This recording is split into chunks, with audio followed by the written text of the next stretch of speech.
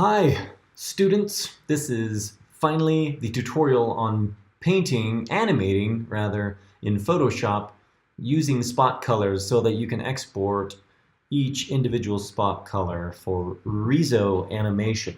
Kind of a niche area of design and animation and motion graphics, I know. But nevertheless, here we go. We are looking at Photoshop right now.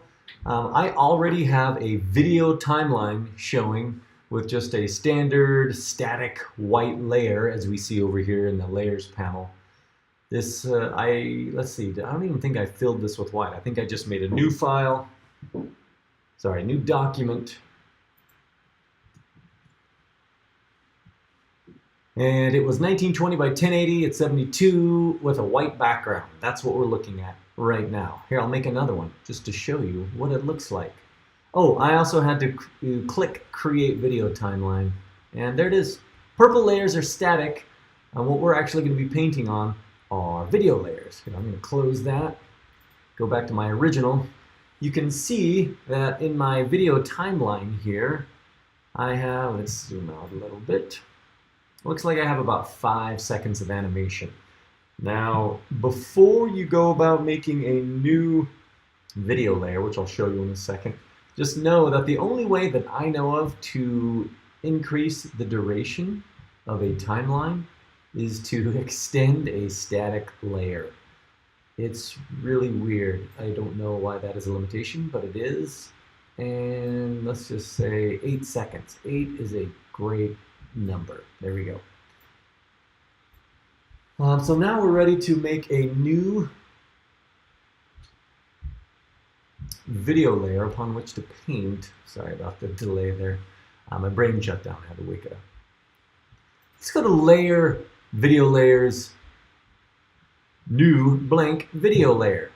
You can see that the video layer is blue. It looks just like a regular layer over here in your layers panel, except it has a little film strip, because that's what people used to use 30 years ago for filming. We no longer do. We use our phones. And that video layer is the same length as the static layer underneath it, which is 8 seconds. We might not need all that. Well, I know we won't. In the example I'm going to do, I'm just going to do about a second, maybe 10 frames. But make sure you make your timeline as long as you think you might need. And almost just as important is, oh, this is funny. My screen is cut off. So in this drop-down menu that I have, down below, it says Set Timeline Frame Rate. This is awkward. How am I going to, maybe I'll place this in the video later. I'm going to click Set Timeline Frame Rate, and this is the dialog box that comes up. I'm going to select 12 frames, because that's probably what you guys will be painting for your Riso Craftimations. If you want to do 15, be my guest. Click OK.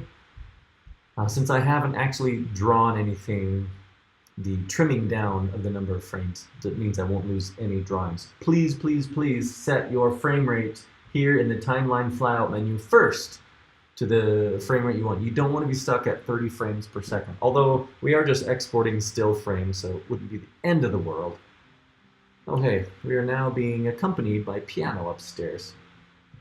I don't know if you can hear that, but if you can, enjoy it. Let's see, what should we call this first layer? I happen to know that I'm going to be, I want to print on the Risograph with fluorescent pink. If I flip over here to my preview, I know that fluorescent pink is Pantone 806U, U standing for uncoded. Flip back to Photoshop, and I'm going to call this layer Pantone 806U. Even though what we're doing here is sort of a hack. We're not actually using spot colors in Photoshop. It is possible to use spot colors so that they show up on color separations and all that, but we are doing a little bit of a manual workaround just because this is a 2-color job, and also because the way that you do spot colors in the channels menu does not allow you to use video layers. So I have come up with this other simple way of doing it. All right, so Pantone 806U is pink, and I'm going to make another video layer, video layers, new blank video layer, and I'm going to go back to, I wanted to use Seafoam. So seafoam is 570U. So I'm going to call this one 570U. Pantone 570U. All right, and we are going to paint in the colors that we've named our layers. But again, it's just for preview purposes. By the time we export these to still frames, still images, what we're going to actually need is black, but I'll show you that in a second. Let's grab a paintbrush, and I think I might already have the Pantone loaded up. Yeah, I do. 806 is already loaded up, so let's cancel out of that. Make sure we're on the 806 layer. And if you do want to choose Pantones, here, wait, I think, there we go.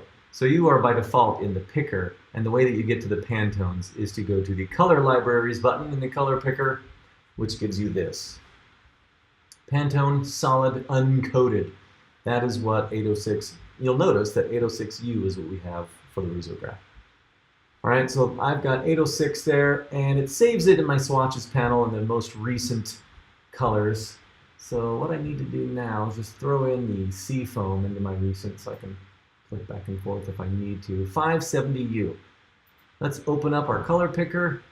Let's just type in, I'm typing in the numbers 570 right now, and it automatically jumps to 570U right there. I'm going to click OK. And now, so I've already got a paintbrush here. There is our beautiful sea foam. Undo. Just make sure that you're painting on the right layer. Whenever I want to paint in sea foam, I'm going to have to come over here and paint in 570, and whenever I want to paint in 806, I'm going to come down here, and I'll probably use my most recent swatches, this top row of the swatches panel, to make sure I'm doing it right. Okay, I'm going to make a quick little animation. I'm going to go offline like cooking shows do and come back when I have my animation done, and we'll pick up where we left off. See you in a bit. All right, I'm back. I have drawn sort of a stream of consciousness animation here in two colors, the 506 and the 570. It looks a little bit like this. I've got some sea foam behind our octopus blob and some sea foam in front. I wanted to make it this way so in case you guys have overlapping colors, you can choose whether they overprint or whether they are knocked out. The color on top, the color on the bottom is knocked out from the color on top. And this animation contains both. As you can see, the larger sea foam blob that becomes a rectangle is behind the ink because both inks are a little bit transparent. And then I've got these other dots and lines that need to go on top. So I'm going to show you how to get this to translate into spot colors. And it's very, very simple. You may or may not know that masters for risograph printing need to be black and white. And you have a you're going to have two color pages of illustrations, which means you're going to have 4 total black and white pages. So what I'm going to do here is, let's do our pink plate first. Now you're wondering, okay, how are we could just print out these pink frames and they would be gray, right? But I don't want to do that. I want a solid hit of pink. So I'm going to make my 806 layer here be black. I'm going to go over to my traditional layers panel here. Now I'm going to go to color overlay, it's a layer effect. And by default, it went to black. If it's not black on yours, go ahead and click the black swatch and change it to black. But right now, the 806 is black. Now, I mentioned before that I want some of these dots to go on top of the black. And so how is that going to work? I need to knock out the areas that right now are seafoam on the black because I do not want those to overprint. So what I'm going to do is take this, and you'll notice that I have 2 layers of seafoam. I've got this layer of seafoam with the dots and line that are on top of my pink, and I've also got some blue underneath. You can do something similar to this. But I'm going to take my top layer of blue, seafoam rather, and I'm going to tint it using layer effects, color overlay, to white. I'm going to change it to white. So now when it overlays over my black. See how those areas are here? I'm going to turn off this bottom one because I don't want to export these frames with that bottom one, and I just want this layer. Right now, see how those moving dots and lines are knocking out of this pink. Right now it's black, but this is, don't forget, our pink 806 layer. All right, we are now ready to export this layer. I have turned off the background and I have on my white tint knockout layer and I've got my pink layer. So I'm ready to export this to frames. I've got 4 seconds of animation here. I'm gonna put 24 frames on each 11 by 17 page. I'm gonna go to File, Export, Render Video. But instead of rendering a video, I'm actually going to render a Photoshop image sequence. By default, it's set to Adobe Media Encoder. You need to click this drop-down menu right here and select Photoshop Image Sequence. I'm going to export PNGs. Let's see, I'm going to make this go to my 394 folder. I'm going to make a new folder called Pantone or Pantone 806U. Because I'm only going to have one of these. I'll choose that folder into which I will export these. All right, let's see. This is telling me exactly how it's going to name my file. File 000.png. Okay. Instead of spot color animation, I'm going to put 806. Pantone. Sorry. I will stop trying to use my keyboard and I will use my mouse. There we go. Pantone 806. So that should, let's see what this does. Photoshop image sequence, I'm generating pings. I'm generating my work area, which is frame 0 to 47. That's 48 total frames. I don't need an alpha channel or anything like that. I just need to click render. See how long this takes. Not too long. You can sit here with me. Maybe crank up the speed on YouTube to 2x if necessary. Just realize this is sort of a mustache. This is a mustache octopus ball animation. Okay, we're done. Yep, there are my 48 frames, 806U. Let's go ahead and export our seafoam, shall we? So I'm going to turn off pink and turn on 570. I am also going to turn off the color overlay effects on my little dots. So my animation is going to look something like this. You can see the fact that this additional seafoam layer is overlaid over the background seafoam layer makes them a little bit darker. And that is fine. Okay, you know what? Rather than turning this off, I'm just gonna, on 570, there we go. I'm gonna turn it on. Oops. I'm gonna double click color overlay and I'm gonna change it from white to black. And I'm going to change this 570 layer. I'm going to add color overlay and change that to black. As you can see, it's not a solid black. It's got that watercolor gouache paper texture in there, which is, I didn't notice that before. But that's how you get interesting texture with Kyle's brushes.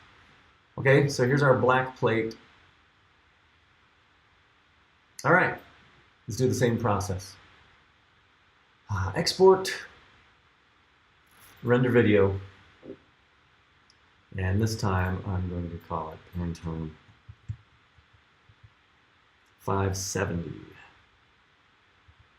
570, don't forget the dash, and I'm going to save it to a new folder called Panrone 570. I have a problem with naming things consistently. I just noticed that I didn't put the U at the end and I did on the other folder, but I will change that later. For now, let's render. Okay, we're done. 570. Let's make these consistent. There we go. Our two colors are now consistent. And there are our 48 frames. Okay, let's get these images into InDesign. We are going to use InDesign for this next step because it is by far the easiest way to do it. In InDesign, you're going to want to make a new 11 by 17 page. We are printing, the risograph goes up to 11 by 17, so that's what we're going to do. We're going to make a new, I've already got one in here, but you're going to want to change the units to inches if they're not already inches. 17 by 11 because I'm going to go wide here. I set it to 4 pages because I know we're going to need 4 pages. One per 2-color page. Yeah, we went over that already. You're going to need 4 total pages of black and white art. We don't need to worry about this. Margins we do want to worry about a little bit. We want 3/8 inch margins. I want to do a little bit more than 1/4 inch, and 3/8, if you know your fractions, is 0.375. If you have this chain selected, which it is by default, and you press Tab, then all of these snap to 0.375. So 4 pages, 17 by 11 inches, click Create. Let's see, let me arrange. Let's go to the application frame, and I'm going to make this so you can see my whole screen. There we go. All right, there's a great trick. You may or may not already know it. In order to, sorry, I'm trying to talk and do this at the same time. In order to get multiple images all laid out at once, there's a great trick in InDesign. It involves going to File, Place. I'm going to navigate to my 806 folder. And let's see, we're only doing 24 per page. So I'm going to click 0 and then 23. And I'm going to click Open. So the hidden trick, see how there's a little number there, 24, that shows that I have 24 images selected. It gives me a preview of the first. If I hold down Command and Shift, I would assume Control and Shift on a PC, on a Windows machine, and drag out a rectangle, it makes a little spot, a little calendar day for each of my images. Now, I happen to have already done this, and so mine's already set to 6 by 4. I'm going to undo that real quick. So if I do that again, and you want to know, so I think it starts out with like a 4 by 4 grid or something. Oops. Drag while holding down Command and Shift. I can let go of, let's do that. I can let go of Command and Shift and control the number of columns and rows with the arrow keys. Right now I'm hitting the up key, that adds more rows. If I add the left key, it deletes rows. If I add the right key, it adds rows. I know that I need 6 columns by 4 rows. So that is 6, and I'm going to hit the down arrow key to get back to 4. And right now they're square, and it's going to insert all of my still frames into squares, but that's okay, because we're going to fix it right now. We're going to select all of these individual frames, and we're going to go up to this little button right here that says Fit Frame to Content. Fit Frame to Content is going to snap our text box to that 16 by 9 dimension of our still frames. Now, the reason that is important will become apparent very soon. Okay, what I want, well, and you don't have to do this next step here. I'm going to hit W here to get rid of all of the margins and guides and stuff. You don't have to do this next step, but just in case you do want little crop marks around every single box, you don't have to manually set them.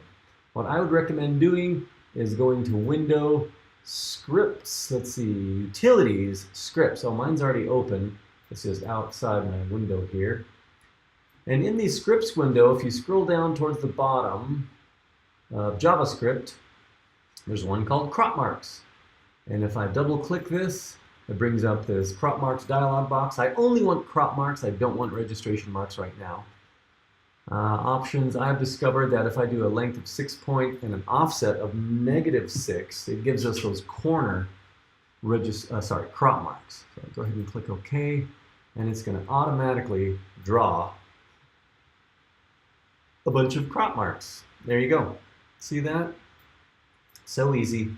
And now if I do lose track while I'm cutting these out with my X-Acto knife, I can still have those there. Again, you don't need to do that. If you end up not liking some of these crop marks that the crop mark script places, they're actual objects. So you can go through and you can delete them all. See how they're in red there? You can delete them if you don't like them because they're not very interactive. Like I can't change their placement very easily. All right, so that is page 1. Let's go to page 2. Let's hit W again to bring that back up. This guide. Let's see, we did this through 23 last time, so we're going to go 24 through 47 this time. Click OK, hold down Command and Shift, drag out a rectangle. I've already got 6x4 in there. There we go. Select all boxes, go to Fit Frame to Content, go to Scripts, Crop Marks, double click. It's annoying, you have to reset this every time. You have to undo registration marks, retype in -6 and offset, click OK. And it takes its time. Go to W, there we go. There's our crops for here. Yeah, you know what? I am going to need to crop all of these out because my pink is on every page. Okay, so you get the idea of how to do this. Once you have done this and you've got each color on each page, you can go ahead and you're ready to get on the Risograph and to feed both of your pages into the machine. I won't get too much into that here because this is just how to get your master prints. One thing I think that you should do, in addition to all these individual crop marks though, I'm going to hit W again so I can see my margins and edges. I am going to create a no-fill, no-stroke rectangle, and I'm going to make it start at the top left of my top left frame and go down to the bottom right of my bottom right frame, like that. So I've got a rectangle that covers everything, and then I'm going to double-click the crop marks script again. I'm going to undo crop marks this time and make registration marks. And this time, I'm going to type in inside radius 4, outside radius 8. I'm going to leave offset where it's at. Click OK. And that is going to make little registration marks for me. Now, you only need, let's see. Okay, that worked. That worked. What I should have said before I went about making all these little tiny crop marks is that you only need these little tiny crop marks on one of the colors, and you should choose the darker color to put these tiny crop marks on. These registration marks you need on both plates. Both colors need these little registration marks. Okay, so if I were to go through and just finish all 4 pages right now, I would put those on all 4 pages. To save time, to save you time, I'm going to sign off now because that is all you need to know. And hopefully that helps you. And we'll talk soon. Thanks. Bye.